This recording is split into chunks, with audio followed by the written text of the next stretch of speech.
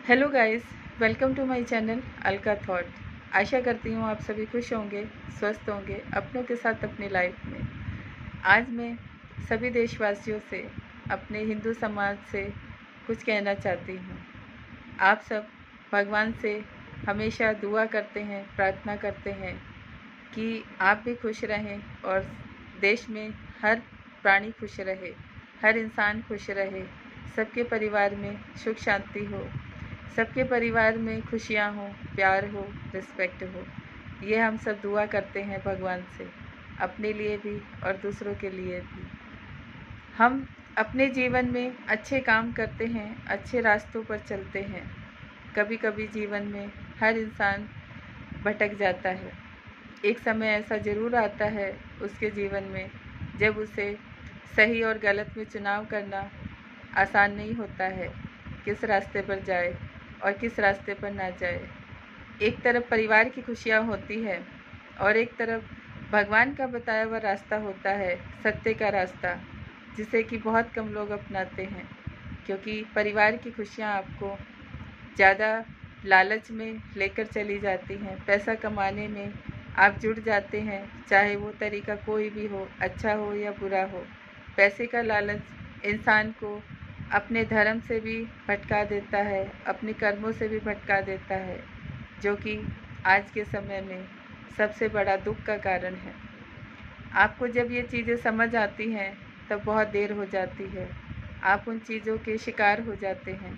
आपका परिवार भी आपसे अलग हो जाता है, रिश्ते नाते भी छूट जाते हैं, आप नौकरी में भी दुख पाते हैं, समाज में भी सम्मान खो देते हैं।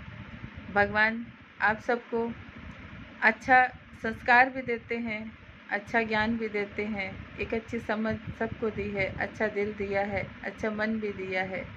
फिर क्यों नहीं हम समझ पाते हैं, क्यों नहीं खुद की चीज़ों पे कंट्रोल कर पाते हैं।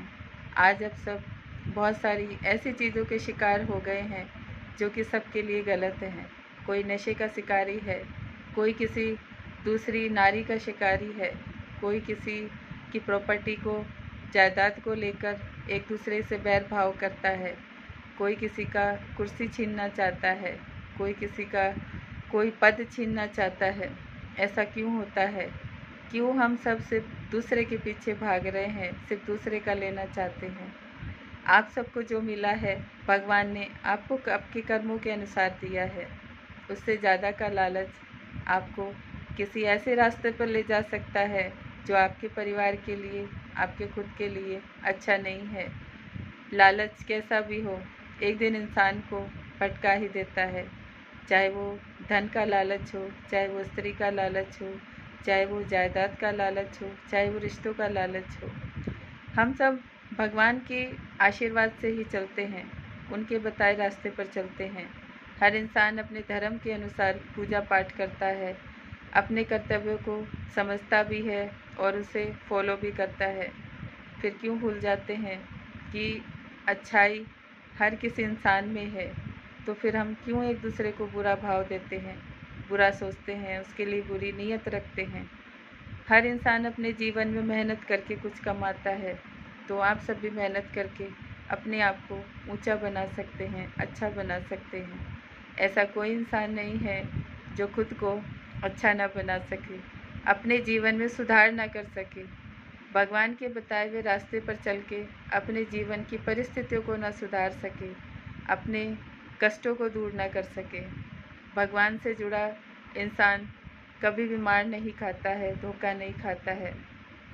उसको एक डर होता है भगवान की सज़ा का। जब ये डर ख़त्म हो जाता है तभी आप बुराई के रास्ते पर चलते हैं, दूसरों को भी दुख पहुंचाते हैं, खुद को भी दुख पहुंचाते हैं, देश और समाज को भी दुख पहुंचाते हैं।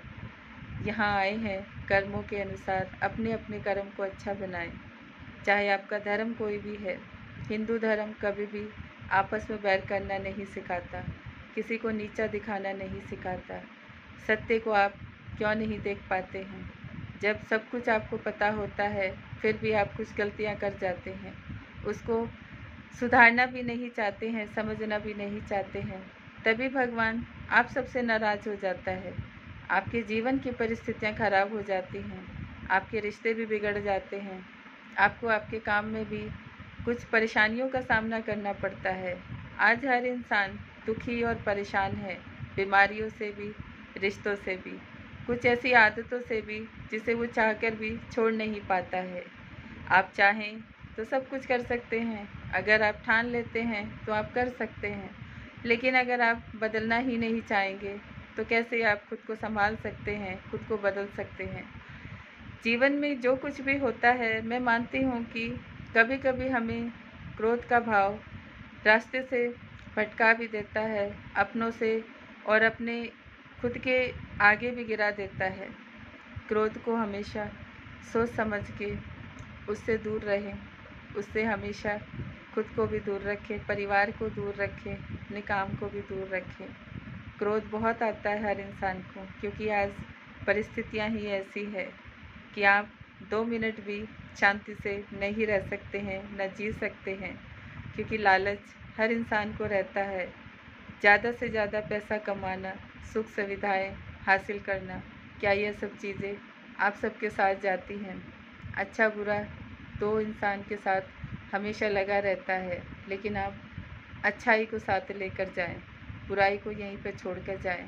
कितनी भी आप सबसे गलतियां हुई हैं, कुछ भी आप सबसे बुरा हुआ है, भगवान के सामने बैठकर अपने कर्मों के लिए क्षमा मांगे, अपनी गलतियों के लिए क्षमा मांगे।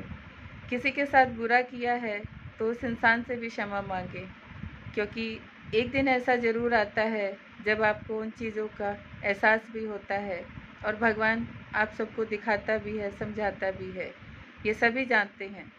आप सब दूर दूर जाते हैं, तीर्थ यात्रा करते हैं, कभी कभी तो बहुत बड़े बड़े हादसे भी रास्तों में हो जाते हैं। भगवान ये कहते हैं, अगर आपके पास समय नहीं है, आपकी परिस्थितियाँ ठीक नहीं हैं, तो आप अपने घर में बैठकर ही मेरा नाम ले सकते हो। मुझे आप कहीं से भी याद कर सकते हो, कैसे भी याद कर सकते हो। भगवान कभी नहीं बोलते कि आपकी परिस्थितियाँ खराब हैं, आपके पास इतनी साधन नहीं है, सुविधाएं नहीं हैं जो आप मेरे मंदिर तक आ सकें या मेरे दूर तीर्थ स्थानों की यात्रा कर सके। भगवान तो आप सबके दिल में ही रहता है, जब आप उसको सच्चे मन से याद करते हो, आपके सामने ही होता है। हर कोई कहता है कि मैंने भगवान को नहीं देखा, लेकिन भगवान को देखने की ज़रूरत होती नहीं है। जो कुछ हमारे जीवन में अच्छा होता है, हम अच्छा महसूस करते हैं, खुशी महसूस करते हैं और हम अपने जीवन को अच्छा चलाने की कोशिश करते हैं, वही तो भगवान है, वही तो एक भाव है जो हमें भगवान से मिला है, जो हर किसी के साथ है।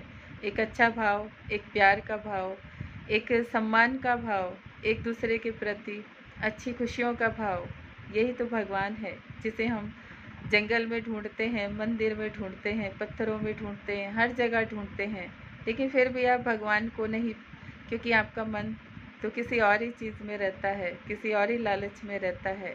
जब आपका मन ही प्योर नहीं है तो आप भगवान को कैसे देख सकते हैं? भगवान को देखने के लिए आपको मंदिर में जाने की भी ज़रूरत नहीं होती है, गंगा में स्नान करने की भी ज़रूरत नहीं होती है। भगवान तो आपके अच्छे मन में, सच्चे दिल में रहता है, हर वक्त रहता है। आपका भाव ही आपको भगवान के दर्शन करा देता है, ये मेरा मानना है। मैं भी भगवान से जुड़ी हूँ, हिंदू धर्म से जुड़ी हूँ, परिवार से जुड़ी हूँ।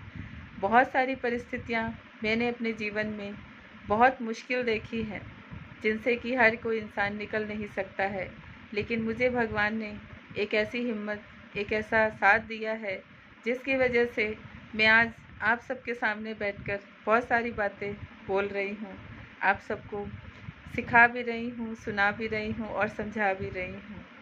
भगवान ने हमेशा मेरा साथ दिया है, मुझे बहुत मुश्किल वक्त देखने को मिला है।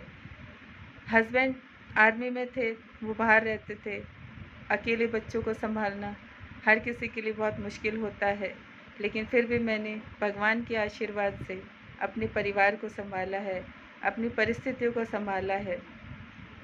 बहुत मुश्किल वक्त मैंने अपने जीवन में देखा है।